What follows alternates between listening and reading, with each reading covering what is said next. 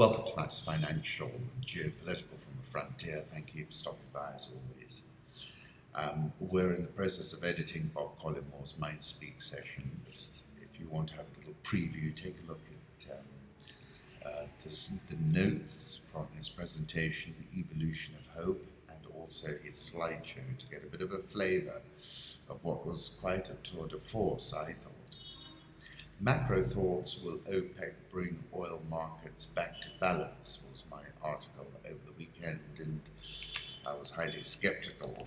I was saying that, for example, today total daily oil income is about $3.6 billion a day. At the peak it was about 8.8 billion. And I'm saying these are very big numbers indeed, and that's why there's all this excitement around OPEC and the meeting there. I quoted Kapuscinski from the Shah of Shahs: oil kindles extraordinary emotions and hopes. Since oil is above all a great temptation, it is the temptation of ease, wealth, strength, fortune, power. It is a filthy, foul-smelling liquid that squirts obligingly up into the air and falls back to earth as a rustling shower of money. And then he's saying in that oil, though powerful, has its defects. It does not replace thinking or wisdom.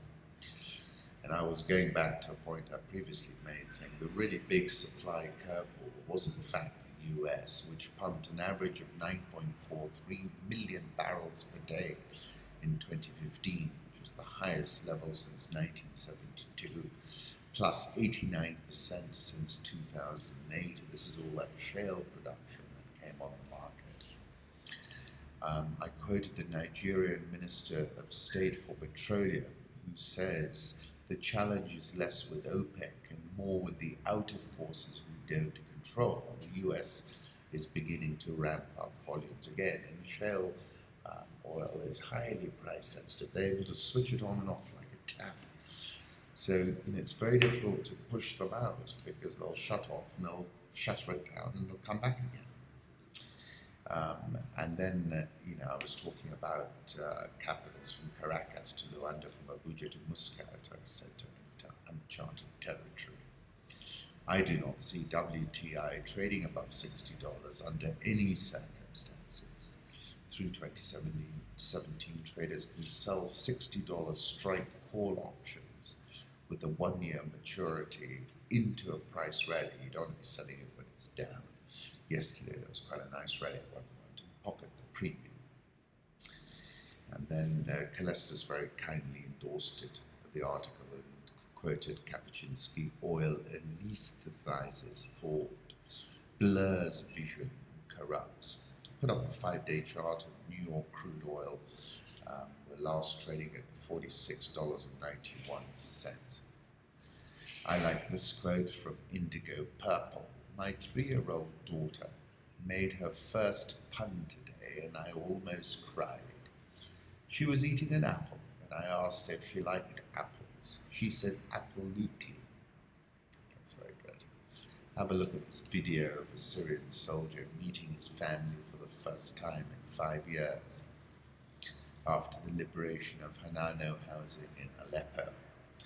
We'll come back to that in a moment. It's quite a powerful video.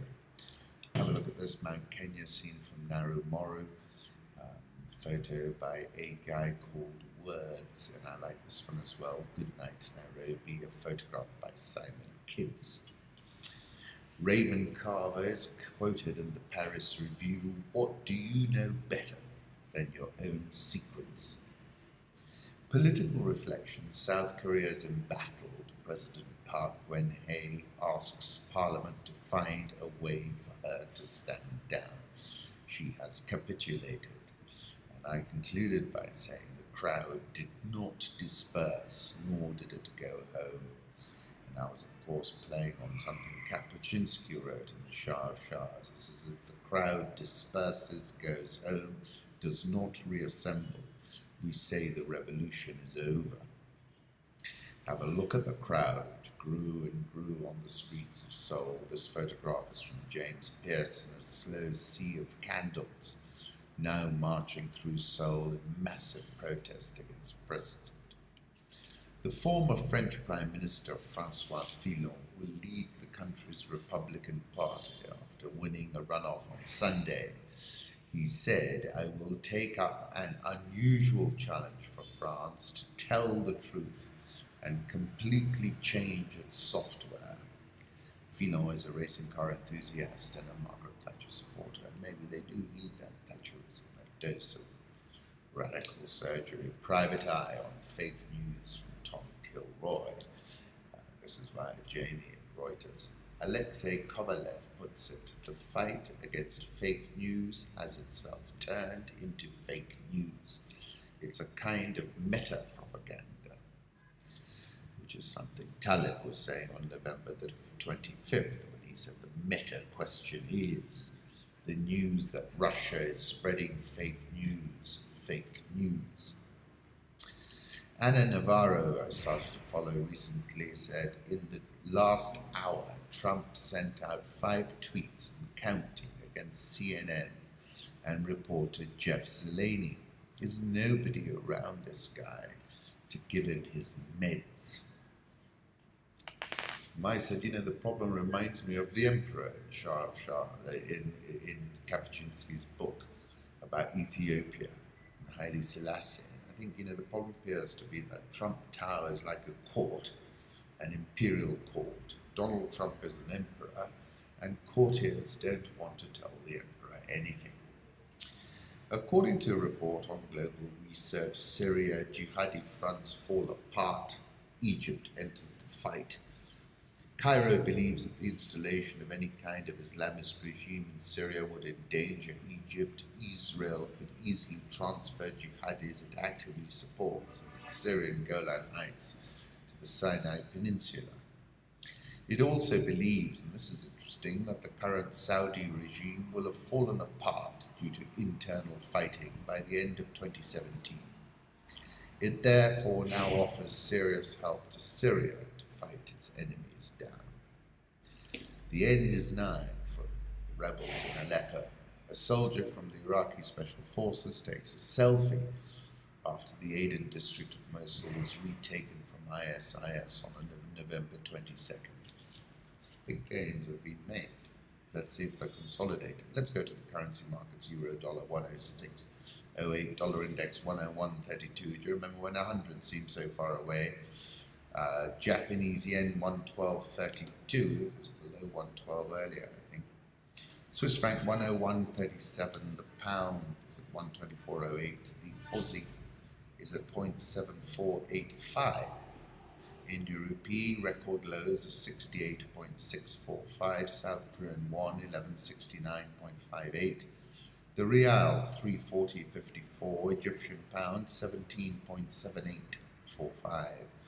And South African rand has rallied quite sharply. That's on the perception that President Zuma might be going, notwithstanding that he seems to have fended off the latest attempt to send him packing.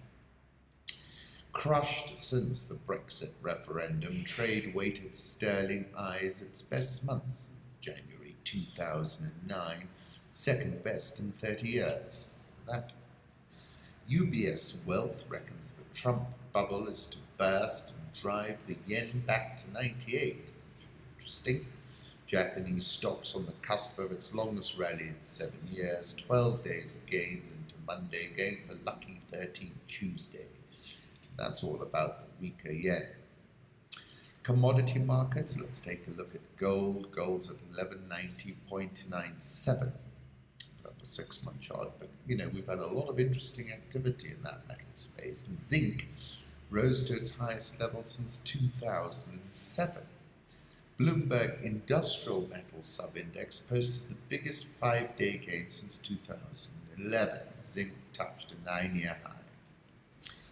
Prices rallied after China's top economic commission approved a $36 billion plan on new rail links around Beijing, boosting demand for industrial raw materials. On the Shanghai Futures Exchange, both zinc and lead closed limit up. Zinc is used as a coating on iron and steel to protect against corrosion. It's the best performer among 22 raw materials on the Bloomberg Commodity Index this year, with the metal rallying 80%, poised for the steepest climb since 2009. Copper for delivery in 3 months rose less than 0.1%, broke above 6,000 during the Asian trading day on Monday, bringing call contracts at that price into the money. Copper is moving too fast, said Christoph Eibel, Chief Executive Officer and co-founder of Tiberius Asset Management. It's not being driven by fundamentals, it's moving on speculative interest and short covering in the options market. It's like being in a bushfire trying to buy fire insurance. We've all been there. Oh boy, you have to take any price you can get. Very painful. 79% of 11,512 natural catastrophes last 35 years were weather-related extreme events. I wrote in November 2015, I cannot help feeling we're like dogs, like frogs in boiling water. We've created massive interference in the cosmic tuning phenomenon. Narendra Modi's banknote shock may trip up India's accelerating economy. The jury is still out. It's unhappy people. The Southeast Asian FX sell-off is proving painful for the region's debtors. You can see which have been the big movers. Let's move on to Sub-Saharan Africa. Reuters article on bond notes says the rate is still 1-to-1 at Road Port in Zimbabwe. For now, it is the same rate, whether it's bond or US dollar, my brother. We will see in the next few days whether it changes, said Tatenda, a currency tout who declined to give his surname. His business card, which gave only his first name and mobile number, said, "Hustlers for life. If you can't beat them, join them. Money don't change us, but we are money changers." And then there's an interesting article in the FT about this launch of a parallel currency. Even President Mugabe's intelligence people are telling him this could be the end. So basically, if you pay dollars I pay dollars into my account, and the bank is now forcing me to take bond notes, one angry customer complained. Locals, one of the country's largest supermarkets, refused to accept them. It is Gresham's law at work. Bad money is driving out good, the banker said. Levels of cash held by banks fell to just $92 million at the end of September, down from $255 million a year earlier. So we've got to keep an eye on that. That can be quite fast moving. President Zuma, look at this video from Matuma Let's. President Zuma returning from a bilateral with his Ugandan counterpart, Yoweri Museveni, to attend the ANC NEC meeting discussing his future. Quite an entourage on that, right? It's difficult for you to let go if you're used to that. South African all shares down 0.99% this year, dollar versus rand, as I said. Have a look at the 6-month chart. Bit of a rally going on. Nigeria's, and that's all to do with politics, right? They think Zuma's on his way out. Nigeria's economy needs visionary leadership, says Bloomberg View, in what is quite a generous and kind critique. Africa and the world cannot afford a failing economy in the continent's most populous nation. Yet that is exactly what Nigeria might be getting. Its economy is on track to shrink by 1.7% this year. The official unemployment rate has more than doubled over the last 2 years, and inflation is at an 11-year high. One concrete step President Muhammadu Buhari could take to address the crisis would be to eliminate the country's disastrous foreign exchange controls. Indeed, instead, Buhari has made a secret of his desire to defend Nigeria's currency. Central bank continuing to manipulate the exchange rate, discouraging foreign investors, creating a crippling shortage of dollars. To keep down the street price of vanishing dollars, Buhari's government has arrested informal money changers. More capital controls are in the works. And I said on the 21st of November that I thought this is taking policy-making insanity to a whole new level. I don't know how President Buhari is not going to capitulate. The longer he fends it off, the more bloody the capitulation is going to be. Nigeria all share down 11.6% this year. Ghana Stock Exchange down 20.75% this year. Mozambique to start discussions this week on IMF program. Central bank did not increase rates, but they released a press release. Take a look at what they said. The economy is performing strongly, 6.2% growth in the second quarter of 2016. Government sees Kenya GDP slowing to just over 6% next year, down from initial forecast of 6.5%. The slower credit growth witnessed over the last several months was found to be largely an outcome of structural factors in the banking sector rather than monetary policy. However, there is no evidence that this is having a negative impact on economic growth. Not sure about that, given that private sector credit growth is now at 4.6% in October and could be at flat by the end of the year. Clothes exports to US fuel Kenya plans for cotton revival. Kenya plans to revive its cotton industry, a major foreign exchange earner until the 1980s. Government is planning training and credit facilities for farmers as part of a bid to restore production that peaked at 38,000 metric tons of seed cotton in 1984-1985. Kenya currently produces 15,700 tons of seed cotton. And what's happening here is there's been a tremendous upswing in textile exports to the US under the AGOA program. Kenya exported clothing valued at $380 million in 2015, with companies including Puma SC, Walmart stores, JC Penney, and Hennes & Morris AB among those who source garments from Kenya export processing zones, which employ more than 66,000 people. Look at this photograph of a rainbow over Mauritius and the Indian Ocean. This is by Discovery. Mauritian firms have splurged 5 billion shillings, which is $50 million, on Kenyan companies in 1 year. And talking about SBM Holdings buying out Fidelity Bank, Mauritian fund manager Axis acquiring Kenyan stockbroker Apex Africa, Xterra Capital advises a fund management firm domiciled in Mauritius, raising cash to construct high-end mixed-use real estate in Nairobi. Larger sugar miller Altea Limited, through its subsidiary Sucria des Mascarenes Limited, acquired a 51% stake in Kenya's Transmara Sugar Company. And I was saying Mauritius has positioned itself as a gateway into Africa. They have executed the most double taxation treaties with African countries, and in particular for the Indian subcontinent. What we're seeing is surely correlated to destination East Africa, which is now top of investors' radar on the continent. Standard Chartered just released third quarter earnings. Profit after tax was up at 7.7 billion shillings from 6.2 billion shillings. Earnings per share up 24.49%. Customer deposits just shy of 200 billion shillings. I wrote a piece which was published on growth crossings on The Economist. The share price signaled Standard Chartered Kenya, the only share price, I think, amongst the banking stocks which is up this year, and for good reason. And in my piece I was sort of talking also about Standard Chartered PLC, which has similarly outperformed its peers. Take a look at that article if you're interested. Kenya shilling 101.90, Nairobi all share minus 6.08% this year.